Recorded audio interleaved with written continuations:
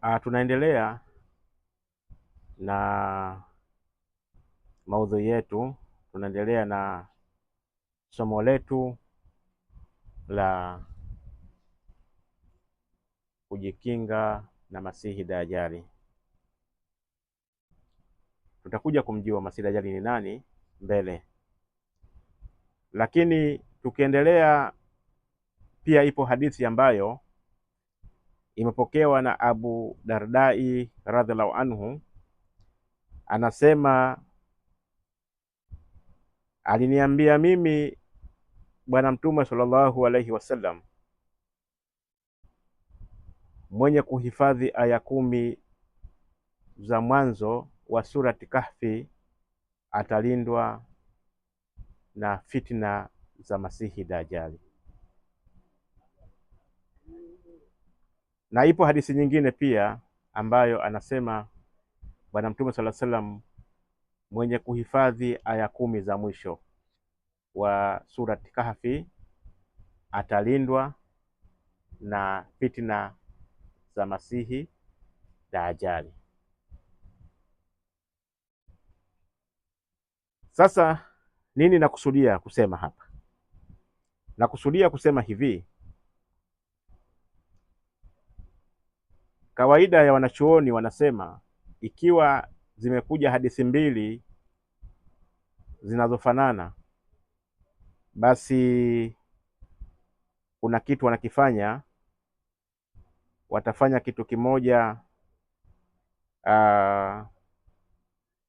ambacho kinaitwa aljamu baina hadithain. Wataunganisha hadithi mbili. Maana yake itasomekaje? Mwenye kuhifadhi aya 10 za mwanzo na aya 10 za mwisho za surati Kahfi atalindwa na Masihi Dajjali. Nini tukusudia? Na ametuhusia Bwana Mtume sallallahu alaihi wasallam kuisoma surati Kahfi kila Ijumaa. Ijumaa ndio sikukuu, ni Idi kwa Waislamu. Makusudio ni nini? Haya mengine wanachuoni wanayasema sana. Mimi sitaki kuingia yale mambo ambayo wanachuoni wanayazungumza kila siku. Nataka kuyasema mambo ambayo wanachuoni hawayasemi. Hawayasemi, inawezekana kwa makusudi au hawayasemi kwa kutojua, kwa sababu hakuna mtu anayejua yote.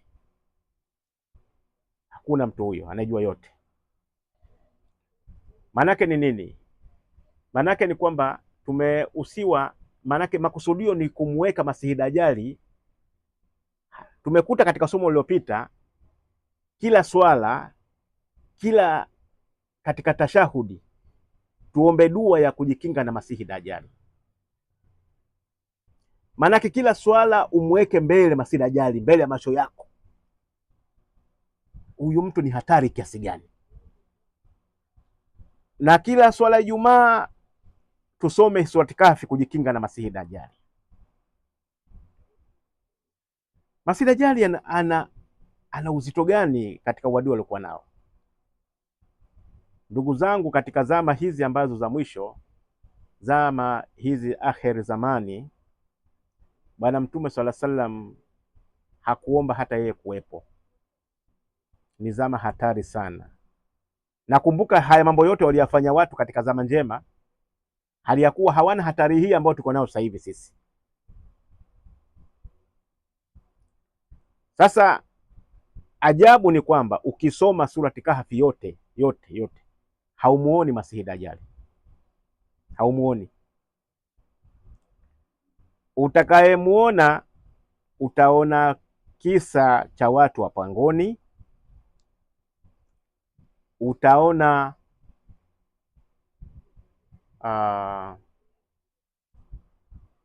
Yaajuja wa Maajuj, Yaajuju wa Maajuja ndio unakutana nao.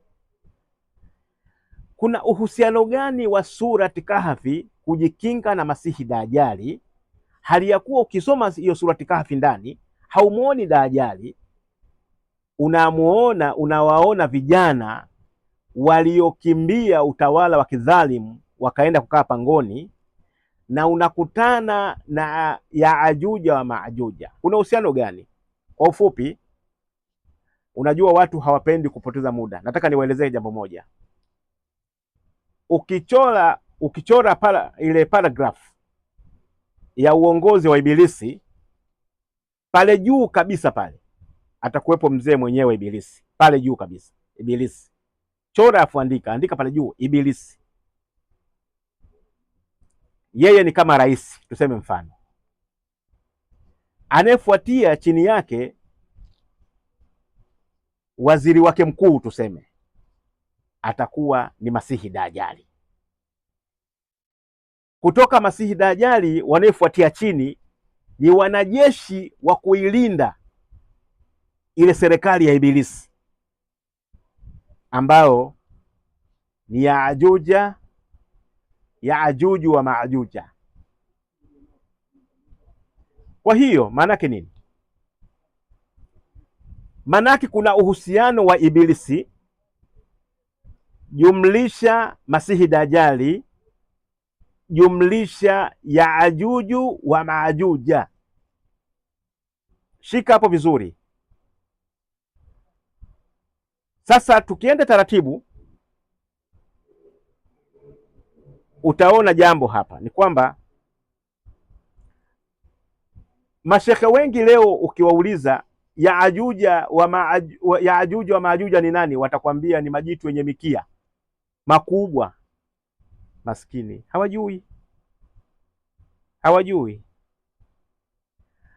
hawajui wala hawataki kufanya utafiti. Ukifanya utafiti utawajua Yaajuju wa Maajuja ni nani.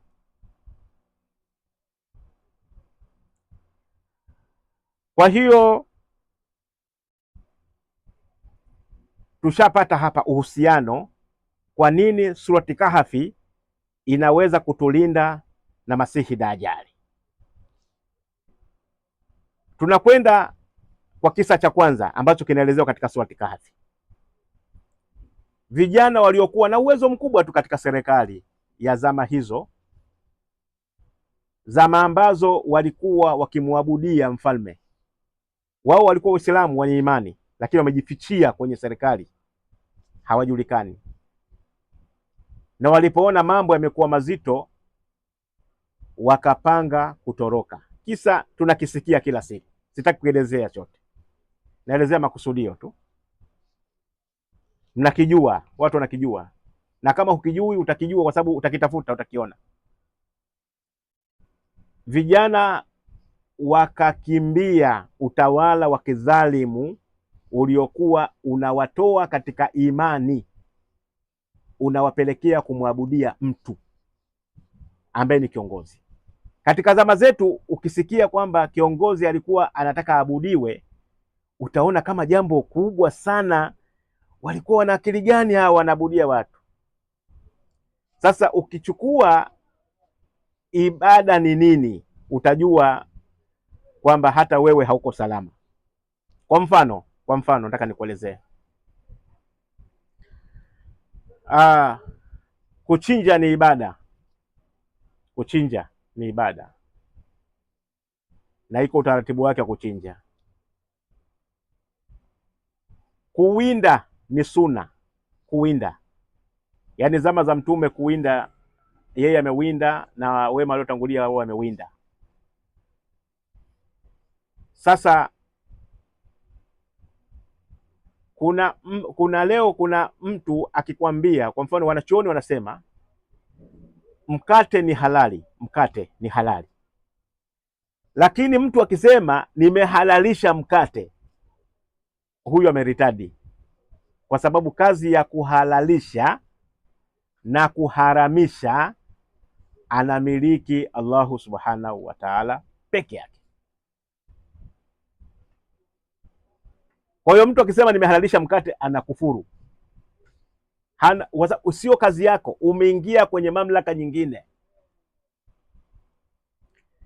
Sasa kuwinda ni halali, kuwinda ni halali, lakini kama kuna mtu atasema ukiwinda ni haramu, basi huyu atakuwa amekufuru. Na kama ni mkubwa, ni kiongozi, sasa akawafanya nyinyi mkakubali swala lile, basi yeye atakuwa anajiweka nafasi ya Mungu, manake anahalalisha na kuharamisha, alafu nyinyi mtakuwa wafuasi wake, ambayo yule ni Mungu wenu. Hiyo ndio ibada ilivyo. Yaani kuna mamlaka haziingiliwi, mojawapo wakahalalisha. Swala ni halali, lakini we ukiambiwa huyu ni mwindaji haramu, amekwenda kuwinda swala haramu, basi tayari huyu mtu atakuwa amekufuru. Na kama ni mkubwa, ana wafuasi wake watakuwa wanamfanya huyu ni Mungu, alafu wao watakuwa wamejitoa kumwabudia Mungu wa kweli, ambaye amesema kuwinda ni halali. Sasa mfano ndio hiyo tu, nadhani ukifanya tafakuri utagundua nini kinachoelezea. Kwa hiyo walikuwa wanalazimishwa kuabudu hivyo, yaani zile shughuli ambazo anatakiwa Mwenyezi Mungu afanye, mfalme alikuwa akifanya. Ashabul Kahfi wakatoka wakakimbia ule mji, hali ya kuwa wakijua kabisa kwamba tutakamatwa tu. Utakimbilia wapi? Kama watu wanavyosema serikali na mkono mrefu. Lakini wale walikimbia kwamba sisi Allah atuone, angalau tumechukua hatua, tukienda kuulizwa tujue tutasema nini mbele ya Allahu subhanahu wa ta'ala. Basi hata kama tutakamatwa, tutauawa, basi Allah atajua tumeuawa hali ya kuwa tulikuwa katika njia sahihi. Na hii ndio njia. Kwa nini Allah aiweke kwenye sura ambayo ya kujikinga na Masihi Dajjal? Aweke kisa hiki, kina umuhimu gani? Kina umuhimu katika zama ambazo Masihi Dajjal atakuja, basi zitakuwa zama kama za hawa vijana, serikali zao zitakuwa zikiwaamrisha kujifanya wao serikali ni Mungu. Yale mambo yote yaliyoharamishwa na Allah subhanahu wa ta'ala, hizo serikali katika zama za mwisho zitakuwa zikihalalisha. Maanake Allah amesema kamari ni haramu, hizo serikali zitakuwa zikisema kamari ni halali. Pombe ni haramu, hizo serikali zitakuwa zikisema pombe ni halali. Njia gani watumie watu wa zama hizo? Basi Allah akawekea kisa cha watu wa Ashabul Kahfi, watatumia njia hiyo ili waweze kujiokoa. Ndio maana yake, na ndio maana ya sio kusoma Surati Kahfi tu ukihifadhi aya 10 za mwisho na aya 10 za mwanzo basi utakingwa na Masihi Dajjal. Kuzihifadhi tu, hapana, kuzihifadhi kwa tafakur. Maanake ujue mimi napambana na nani. Kwa hiyo ukifanya njia ambazo umeelekezwa katika Surati Kahfi, wewe utakuwa mwenye kufaulu fi dunia wala akhera. Kwa hiyo manake walikuwa hawagopi kufa wale vijana, wakakimbia, wakatoka mjini, wakaenda, na Allah akawanusuru. Miaka 309 wako katika pango, Allah akawalaza kwa muda wote huo, kuwanusuru na utawala wa kidhalimu. Inatupa faida gani zama hizi? Ni kwamba kumbuka, tuko katika zama zile zile za viongozi wale walijifanya ni Mungu na wananchi wakiwaabudia. Ndo zama hizi ambazo viongozi wa serikali watajifanya ni Mungu. Na sasa viongozi hao ni nani? Viongozi hao watakuwa ni ile paragraph tulioichora mwanzo. Andika pale juu Ibilisi, chini anayefuatia Masihi Dajjali, inafuatia ni jeshi la kulinda hiyo serikali ya shetani, ambaye watakuwa ni Yajuja wa Majuja. Sasa hapa katika somo letu tutawatafuta Yajuja wa Majuja, wametoboa au hawajatoboa. Tukutane kipindi kijacho.